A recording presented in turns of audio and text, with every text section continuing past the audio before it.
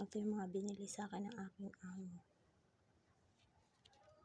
Nakakaiyak kaya. Naiyak ako. Tapos nayakap ko siya. Sabi niya sa akin, huwag na daw akong bumalik ng Pilipinas. 10 years daw ako sa kanya. Ayan guys. Ito, hindi yan uniform. Pantulog ko daw yan. Tapos ito uniform ko. Ayan, dalawa. Medium tsaka large. Tapos ito, medyas. Sabi ng anak ko niya, ako daw binilhan, tapos siya daw hindi. Sabi ko, hati kami. Sabi niya, hindi, wag na, nagluloko lang ako. Tapos ito, sandals 40 yan. Pero okay man, kasya naman sa akin. Tapos ayan yung bag. Nakakaiyak kaya.